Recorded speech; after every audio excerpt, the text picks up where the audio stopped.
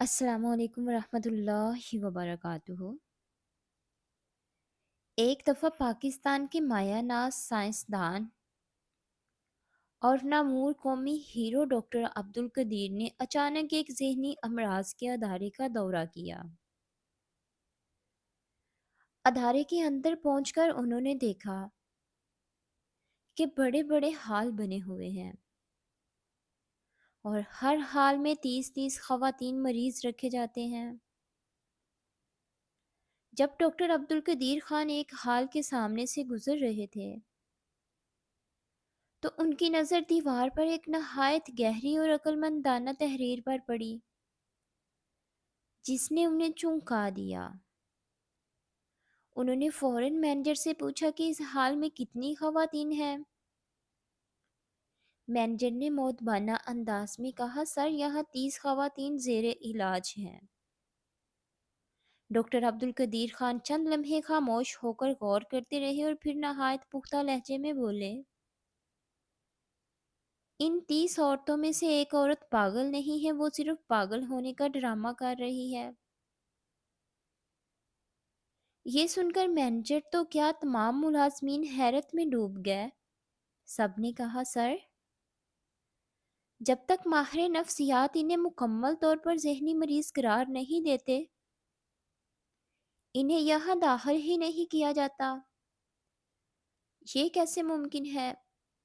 Doctor Abdul Qadeer مسکرا دیے اور بولے، میں ابھی ثابت کر دیتا ہوں۔ انہوں نے فوراً باورچی کو بلایا۔ باورچی ان کے سامنے آیا تو ہلکا سا کانپنے لگا کہ ملک کے عظیم سائنسدان کے سامنے کھڑا تھا۔ ڈاکٹر عبدالقدیر نے نرمی سے کہا، گھبراؤ نہیں، ابھی ان 30 عورتوں کے لیے کھانا تیار کرو، لیکن ان کھانے میں نمک معمول سے کہیں زیادہ تیز کر دینا۔ باورچی حیران ہوا مگر حکم کی تعمیل میں کھانا تیار کر کے عورتوں کے سامنے رکھ دیا گیا۔ جب سب خواتین کھانے لگی تو ڈاکٹر عبدالقدیر خان کی گہری اور مشاہداتی نگاہ ہر عورت کے چہرے تاثرات، بے چینی اور رد عمل پر جمی ہوئی تھی۔ ملازمین حیران تھے کہ آخر وہ کیسے معلوم کریں گے کہ کون سا شخص پاگل نہیں ہے۔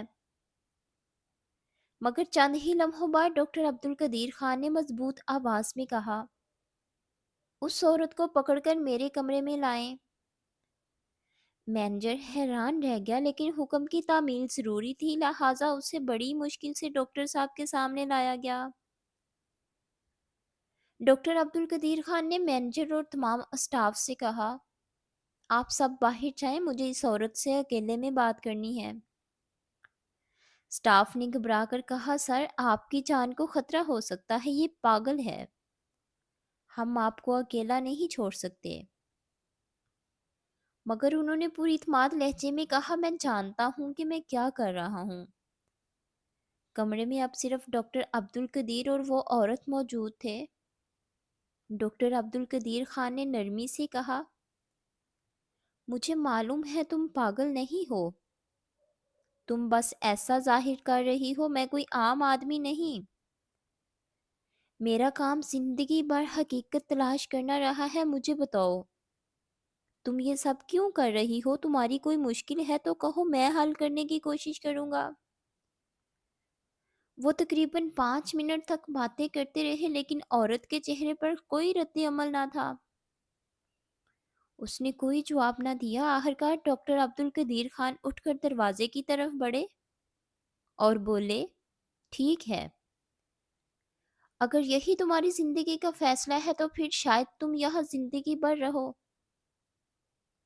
یہ کہتے ہی وہ کمرے سے نکلنے لگے۔ اچانک عورت چیخ کر رونے لگی۔ باہر موجود سارے لوگ حیرت زدہ رہ گئے۔ مینیجر بھاگ کر آیا اور حیرت سے بولا، سر آج تک یہ کبھی نہیں روئی، پاگل عورتیں عام طور پر ایسے جذبات ظاہر نہیں کرتی۔ واقعی یہ پاگل نہیں ہے، لیکن سر آپ نے اسے پہچانا کیسے؟ ڈاکٹر عبدالقدیر خان نے جواب دیا، جب کھانا آیا تو اس میں نمک بہت زیادہ تھا۔ باقی تمام مریضیں بلا کسی احساس کے کھاتی رہیں کیونکہ ان کا ذہن ان باریک فرقوں کو محسوس ہی نہیں کر سکتا مگر یہ عورت، اس کے چہرے پر تکلیف، جھنجھلاہٹ، برداشت اور دباؤ سب واضح تھا۔ اس نے زبردستی کھایا مگر نمک کے تیز ہونے کو چھپا نہ سکی۔ یہی اس کی اصل شناخت تھی۔ سب لوگ ڈاکٹر عبدالقدیر خان کے مشاہدے اور حکمت پر حیران رہ گئے۔ اس کے بعد ڈاکٹر عبدالقدیر نے اس عورت سے پوچھا کہ وہ ایسا کیوں کر رہی ہے۔ عورت نے آہستہ آواز میں بتایا کہ 1 سال قبل اس کے والد شدید بیمار ہو گئے۔ آپریشن کے لیے بہت پیسے درکار تھے مگر اس کے پاس رقم نہیں تھی اور نہ کوئی مددگار۔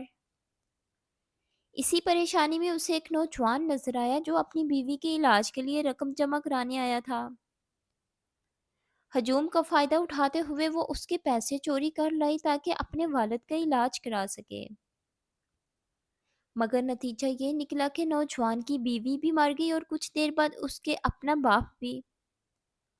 وہ دونوں موتیں اس کے ضمیر پر اتنا بوجھ بن گئی کہ اس نے خود کو اس ادارے میں پاگل ظاہر کر کے رکھوا لیا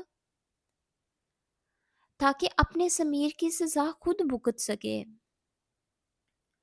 یہ سن کر ڈاکٹر عبدالقدیر خان رنجیدہ ہوئے اور بولے، تمہاری غلطی کا فیصلہ قانون کرے گا، لیکن تمہیں یہاں چھپا کر نہیں رکھا جا سکتا۔